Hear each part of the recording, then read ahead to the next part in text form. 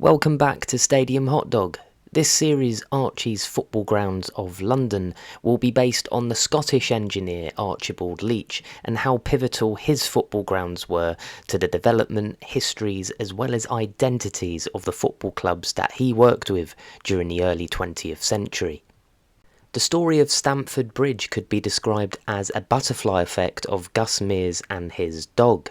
Some have suggested that without his dog, Archibald Leach would have never designed a new Stamford Bridge and there would be no Chelsea Football Club. The history of football in London would have unfolded differently had there been no Chelsea. Henry Norris, the Fulham owner, may have been happy to solely concentrate on Fulham, resulting in Woolwich Arsenal staying in Plumstead. There'd be no Highbury and perhaps no Charlton Athletic. The origins of the story were at the home of the then London Athletic Club, Stamford Bridge. Gus and Joe Mears, sons of one of London's largest building contractors, were regular attendees at the ground. The Mears company had been a part of laying out Craven Cottage in 1896. In 1904, Gus Mears bought Stamford Bridge with the aim to make it into London's first purpose-built stadium for both football and athletics.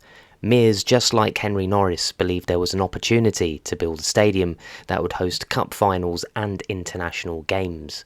The location was key, with good transport links being easier to get to and from the city centre, in contrast to the Crystal Palace Stadium, which was the cup final venue at the time. Mears would have been hopeful, perhaps totally confident that Fulham would seize the opportunity, and it would be, well, ridiculous for Norris to turn down such an opportunity. Craven Cottage was a bit out of the way from direct transport links, being a 6-acre site in contrast to Stamford Bridge's 11 acres. After Norris rejected this idea, Mears was at a crossroads and was very close to scrapping the entire project, nearly abandoning and selling the whole site.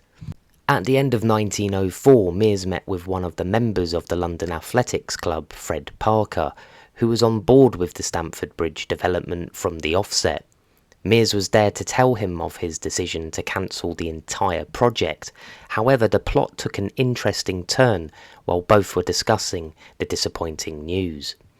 Mears's dog jumped towards Fred Parker and bit him on his leg, drawing blood. Apparently Mears reacted by saying, "A Scotch terrier always bites before he speaks." Parker reacted with laughter and said that Mears was the coolest fish he had ever met. Parker's compliments certainly made Mears blush and inspired him to reverse his decision. Mears felt that Parker reacted so well to the dog bite, made no fuss, and this made him feel that Parker's judgment to continue with the project was to be trusted. Over the following days, Mears made contact with Archibald Leach. In turn, Leach invited both Mears and Parker up to Glasgow for a tour of the 3 colossal stadiums in the city, Ibrox being one of Leach's own, Celtic Park and Hampden. The tour of Glasgow kick-started the Stamford Bridge project. From start to finish, the stadium would be ready within 8 months. With Mears having his own men to start immediately and with materials for the embankment using clay from the excavations at the Kingsway tram tunnel and the numerous underground railway developments nearby, the timing was crucial, as vast amounts of soil and clay were available, so much that some contractors were paying Mears to take it away from various sites in London. The plans Leach submitted for Stamford Bridge would become the blueprint for his future grounds. For example, the grandstand at Stamford Bridge established Leach's trademark, a seating deck of 4,000 to 6,000 seats and a steel-framed roof with a terraced enclosure. The other 3 sides of Stamford Bridge were large enough to accommodate over 50,000 fans. Both of Chelsea's and Fulham's new stands had the same dimensions, according to Leach's letter to the London County Council when he sought a quick planning approval. The differences were in the facade. Craven Cottage was in brick, Stamford Bridge was clad in corrugated sheeting, perhaps no need to impress architecturally as the stand backed onto a railway line.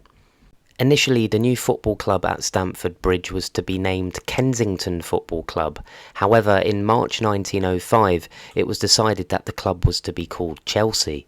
In May, Chelsea gained admission into the Football League despite not having a full team and one that had never kicked a ball. Fulham were still in the Southern League. Stamford Bridge opened in September 1905 with a friendly match between Chelsea and Liverpool, from 6,000 attending the opening Football League game to 20,000 as the season progressed.